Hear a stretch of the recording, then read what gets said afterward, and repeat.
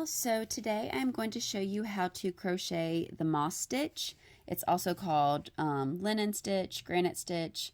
I have been doing this stitch for years. I didn't really know what it was actually called until like more recently. I'm going to be making a dish rag. This is how my grandma taught me to make them. And so she used this stitch, but she didn't tell me the name of it. But then I learned later on that's what it's called. But it makes kind of a semi-loose, semi-tight kind of stitch. It's just kind of it's good for dish rags or other things. And all you need to know how to do is to chain and single crochet. So if you need to know how to do those, I do have tutorial videos on each of those stitches. But I started off, I chained 40. You just need to basically do an even number. So what we're going to do to start with, we're going to single crochet in the second chain from the hook there. So we have our first chain, go into the second chain, and we're just going to do a single crochet. All right, and then we're going to chain one.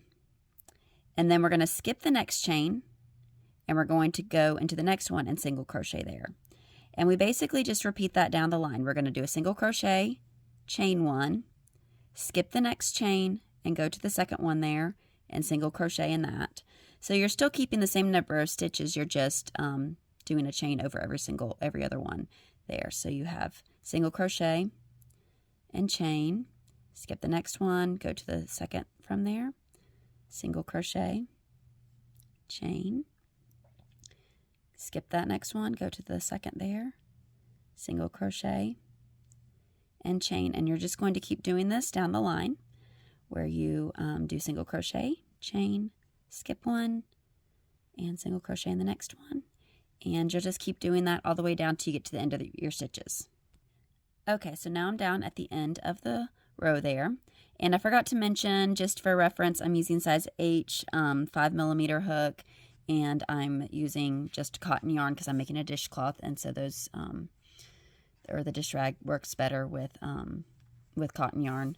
And so this one recommends, I think size G crochet hook, but I'm using H. So you can kind of, using this guide is a good starting point if you're not sure what size hook to use, but you can kind of go up or down as you need to. But I like using H for this.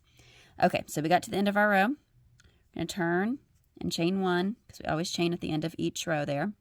Okay, so you can kind of see this is our single crochet that we last did, and then you can kind of see this little loop over is that chain stitch. So what we're going to do is we're going to do a single crochet in that first single crochet there. So just that first stitch there, we're going to do a single crochet.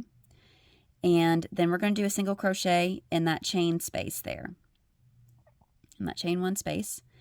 Then we're going to do a chain, and we're going to skip over that next single crochet and go into the next chain one space there. And we're going to do a single crochet, and then we're going to chain one, and we're going to keep going all the way down. And so we're just going to keep going that next chain one space. You skip over the single crochet, do a single crochet, chain one, skip the next single crochet, go into that chain one space, do a single crochet, chain one, and keep skipping and go into the next chain one space.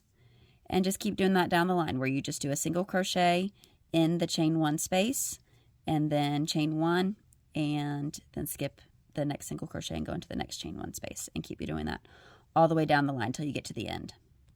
Okay, so I'm almost to the end of my row. So I'm doing my next single crochet in my chain one space, and then I have one more single crochet left, and I'm just going to single crochet in that, because you always want to end on a single crochet. You don't want to have like that chain space there. Okay, and then we're going to turn, do our chain one for the beginning of that. So now you can see we have two single crochets in a chain one space. So what we're going to do is we're going to do a single crochet in that first single crochet. Then we're going to just do a chain one and skip that next single crochet, and then go into that chain one space.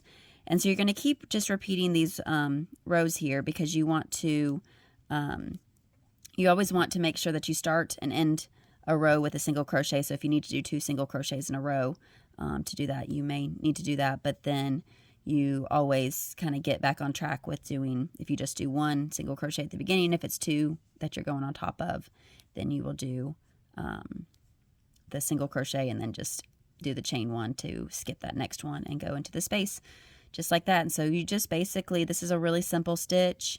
It's good for beginners because basically all you're doing is single crocheting in each chain one space and then chaining one and skipping the next, and you just keep going down the line as you keep going through with this. So I'm almost to the end of this row, and we kind of ended with 2 single crochets there. So what we have, so I did my single crochet in my chain one space. I'm going to chain one, I'm going to skip the next single crochet and then go into that one. So you basically just kind of even out the rows with that. And then we chain one for the beginning.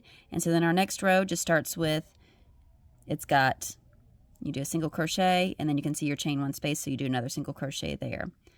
And you'll just basically repeat those rows over and over like that and just keep going through. And this looks really cool if you want to change colors for each row or every couple of rows. It kind of does a really cool look. You can kind of see the little V's kind of starting there. I've got this other project I'm working on making a swimsuit cover up, and I'm using this stitch, and so this looks really cool with this, you can kind of see the color changes that naturally occurred in this yarn here. But that is basically how you do this. And so if you're making a dish rag, you're just going to keep going until you have a square, and then you're just going to finish it off, and that's pretty much it. And when these wash, they kind of shrink down a little bit, which is why I make it a little bit bigger, just so that it will have room to shrink down. But that is it. Let me know if y'all have any questions. Have a good day.